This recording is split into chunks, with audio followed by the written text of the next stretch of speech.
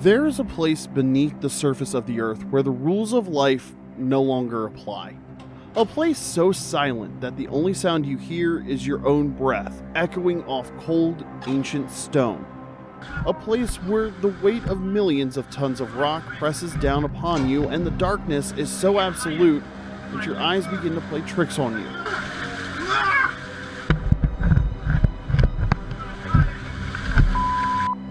The dangers of caves are more than death-threatening because they defy natural earthly processes.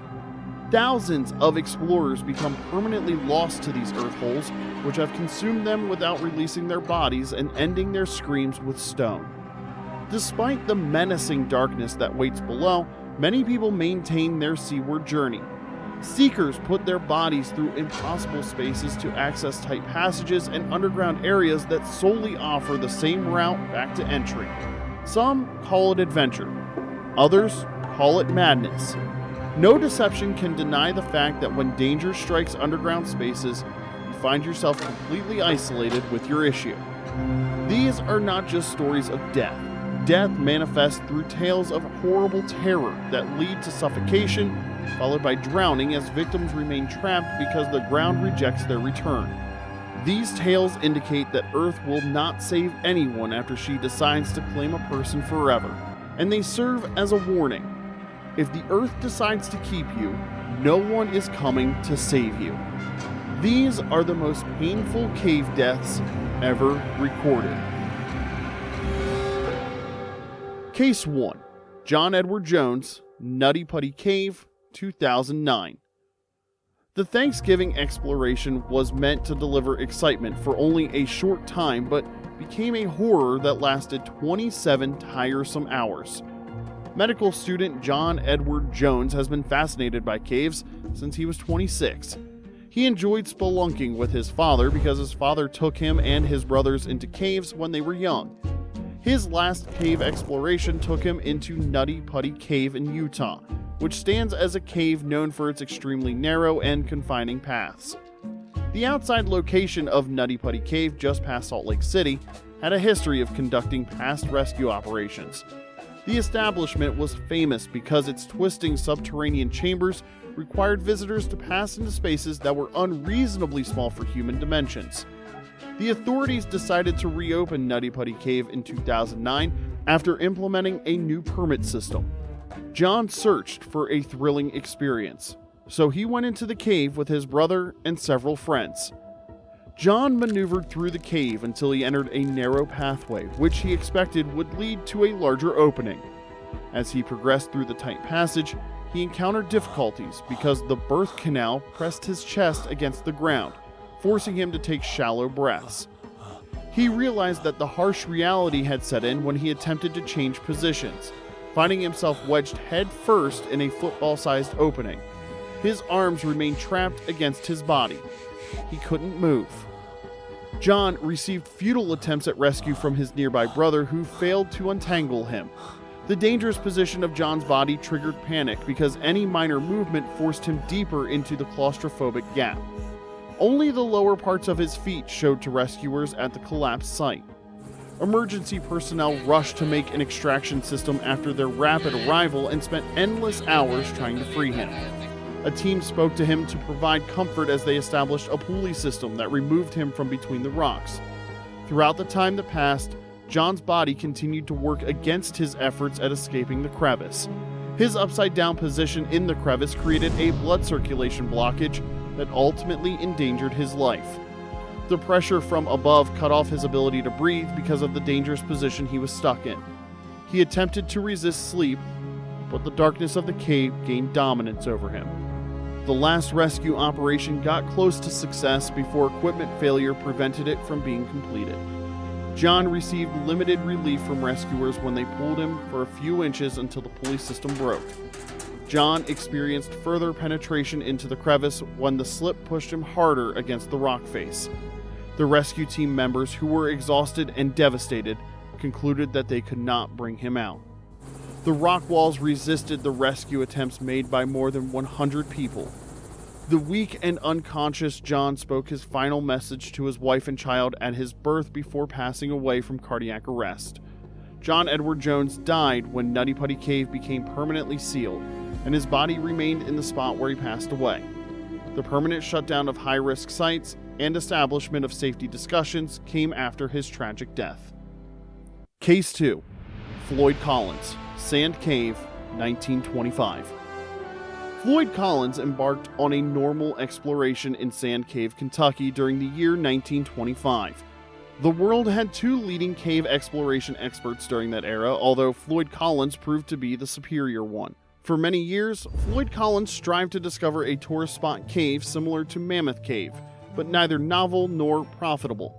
He aimed to locate an enormous underground system that could generate financial well-being for his family. During this fateful occasion, he discovered nothing except a tomb.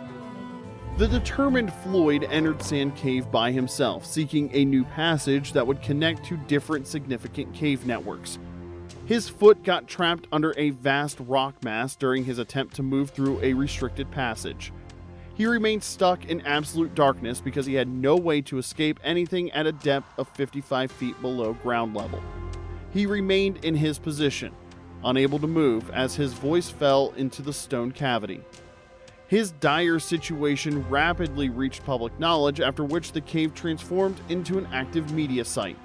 Hundreds of people anxiously waited at the surface to receive any updates about the situation.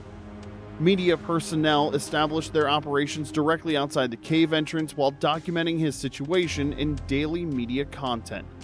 A public spectacle developed when engineers joined miners and volunteer rescuers who dedicated continuous effort to pull him out of the cave.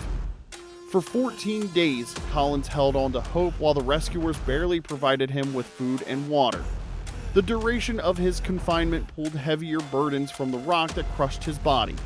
The cold, wet environment of the cave, combined with freezing temperatures, caused his body to fail alongside the diminishing strength of his voice over the 14 days.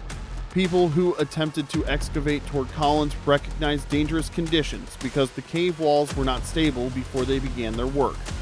The effort of trying to shift the rock led to additional cave collapses. Engineers proposed creating a vertical shaft to reach him, although the process would drag out too long. The miners used only basic tools and their hands to support the tunnel, while time brought out worse conditions to the situation. The decline of Collins' physical strength made his speech gradually vanish before complete silence enveloped the cave. The rescuers discovered his lifeless body after reaching him too late. His dead body presented a facial expression of extreme torment combined with complete exhaustion. Floyd Collins eventually lost his life by withering away due to starvation as his body remained stuck inside the cave. The place where he wished to find prosperity became his final resting spot. The story of his tragic fate became known as America's most prominent cave tragedy, resulting in a better understanding of individual cave exploration safety risks. When nature tightened its hold, the failed attempt at rescue proved that technology and human strength had reached their boundaries. Throughout the years after his demise, his saga continues to show how people with extensive experience can become defenseless while exploring underground. Case 3. The Tragic Drowning in Mossdale Caverns, 1967. The underground complex of Mossdale Caverns in North Yorkshire, England, exhibits unpredictable and dangerous conditions to all its visitors. Britain holds Mossdale Caverns to be its most challenging cave system due to its tight passages and unpredictable subsurface features, including massive drop-offs and underground waterways. Mike Boone, who was an experienced guide, led 6 young cavers on a June 24, 1967 exploration to Mossdale's maze of tunnels. Before their fatal expedition, the cavers had already studied the cave. They successfully mapped out its pathways despite navigating through dangerous areas. However, an unknown threat in the form of a storm would prove fatal for them. The group ventured inside the cave in the daytime without knowing the rain had started above them intensely. Historical records show that water easily filled Mossdale Caverns through its complex underground pathways, which flooded rapidly during flash events. The weather storm exceeded all previous storm experiences of the caving group members. The cavers continued their descent while rainwater from above entered the underground tunnels below, resulting in quick and terrifying water flow through the caverns. The cavers failed to identify the situation until it was unfeasible to enact a rescue. The flowing flooded waters converted the existing passable tunnels into quick-moving, dangerous rivers. During their desperate attempt to flee the cave, the group found themselves lodged within the dangerous Far Marathon Crawl, which they needed to crawl through on their stomachs. The water climbed rapidly, and as there was no available escape route, they were forced to proceed into the cave to seek air pockets or emergency chambers. People expressed increasing worry on the surface.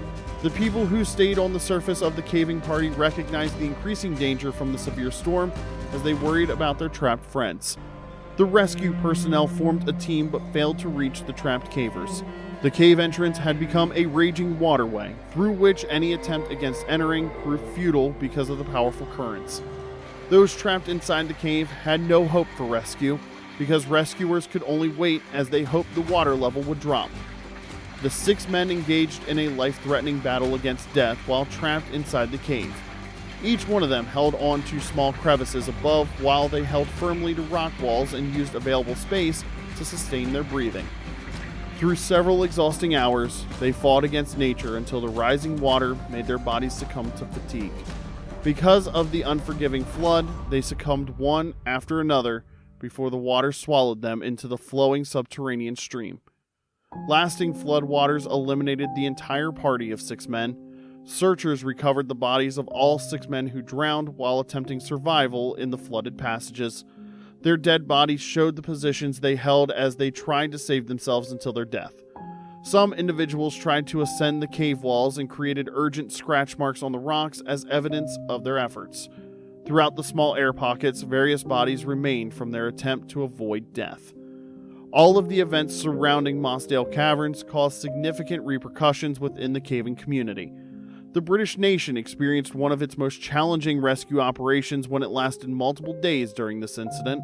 Many authority figures advocated for permanently sealing Mossdale Caverns since they wanted to stop more disasters from happening. The authorities sealed off the entry to transform Mossdale Caverns into a deadly burial chamber for the 6 men who entered these caves that tragic day.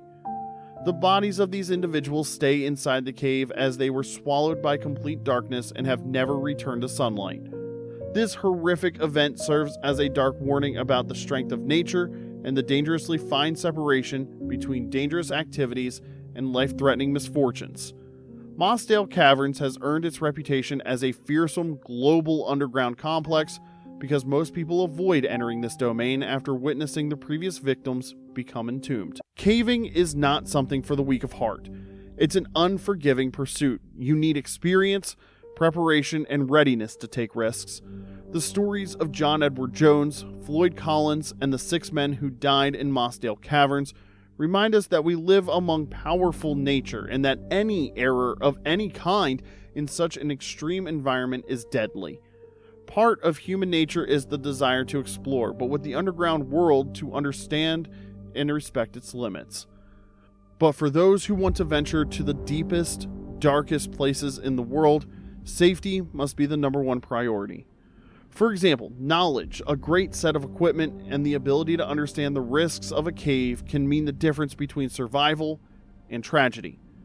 These are not stories of loss. They are lessons, warnings of those of us who have come before us. Would you take the risk? If you are captivated by these stories, then you should find out more about cave safety and responsible exploration.